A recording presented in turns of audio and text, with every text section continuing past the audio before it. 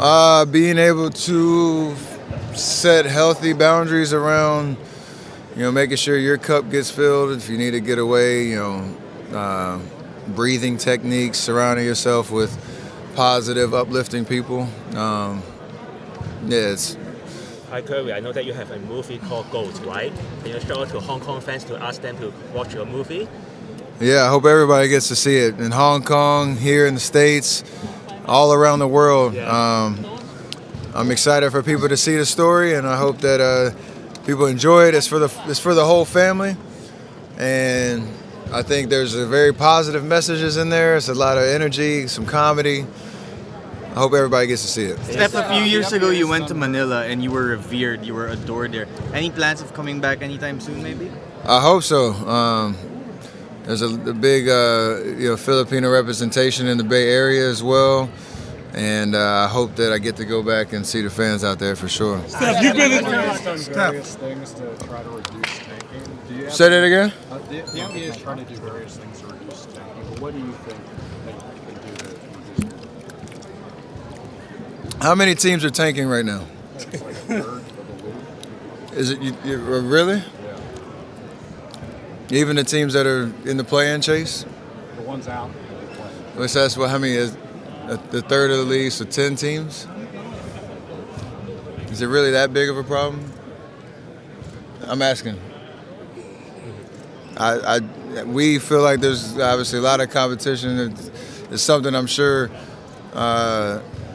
every year the NBA wants to address why the play-in tournament exists. Things evolve, problems arise, and everybody wants to shine a spotlight on all the negatives of the league, but let's focus on the positives of how great the competition is at the top. There still is relevancy regular season-wise of the seeding and playoff chase. I know there's a conversation around how many games we're playing. That's probably where I would focus more the attention. But let's not forget the league is in a great place overall in terms of the attention, the skill level, the global reach, all of that stuff.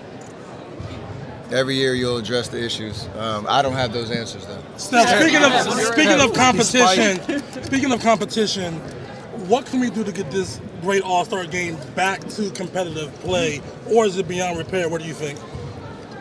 Nah, unfortunately I can't help this year because I'm not playing, but I think the only thing I would think about is shortening the game. That might be the only real suggestion I would have, just because it's hard to replicate the intensity of a regular season game, and nobody's asking anybody to act like it's a playoff game with those type of stakes, but shorter game maybe. And I know they're doing a great job of trying to shorten the day for us as All-Stars, because we're so used to a certain game day prep that gets your body ready to go. The timeouts aren't as long, the breaks in between games aren't as long, and the league is doing a great job trying to address that, knowing this media part, the fan experience, the made-for-TV part of the game is a big deal. It's why the attention on the league is at an all-time high. But that's the only suggestion I would have is, the 40-minute game maybe. If you're going back to like the two teams format, but in this situation, short and sweet is better. I think that would help the competition. Despite the ups and downs in the season, Kuminga trade, Jimmy goes down, you still at the 8th spot. How do you take this approach after you come back to really make a run in the West, and also you have the unicorn hurt again? How do you focus to get back into the track and try to make a run in the playoffs? I mean, we're in a decent spot right now. We're not where we want to be. It's not where we set out to be when we started the year. And like you said, Jimmy going down was a tough blow because we were really starting to take off. But if we can be healthy come in March and April, hopefully get out of the play-in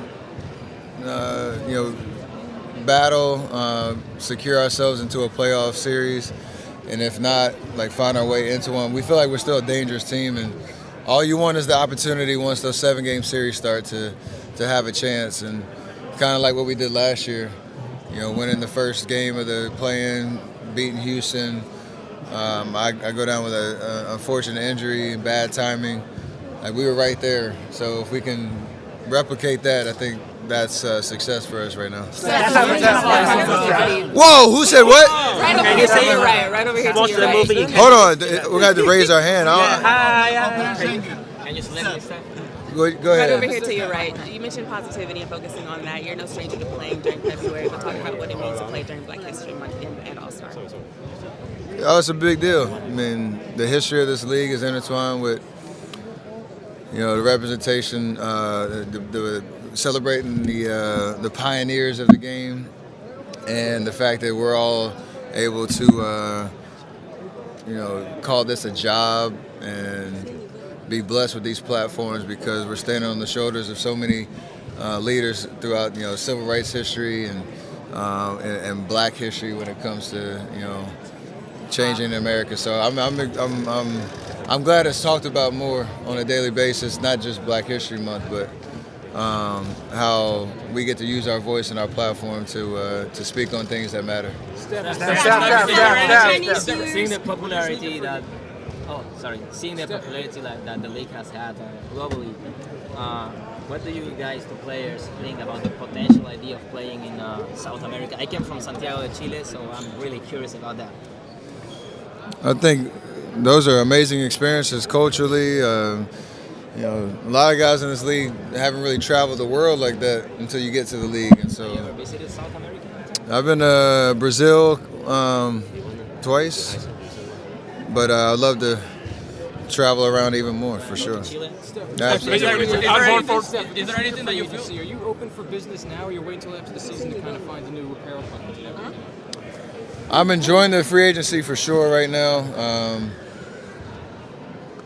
I think we're active in conversations and all that, and trying to figure out what the right home and right partner is. But yeah, whenever that becomes a reality, I'll let people know for sure. Is there anything that you feel that you need to accomplish at this point in your career? I'm still chasing championships. I think that is the motivation. I feel like it's realistic, even though, you know, you're not probably going to be on a team that is the perennial favorite going into any year, but we have, I think, a legit opportunity to make a run, and that's what keeps me going. That's why I work so hard. You know, year in, year out, the off seasons are a grind to get ready for, you know, the marathon of a regular season. And I still have fun. I still enjoy it. I still have a love for the game, but championships are really it. All right, folks, that's it. That's all he has time for. That's it. Let's go. Thank you. Yes, thank you.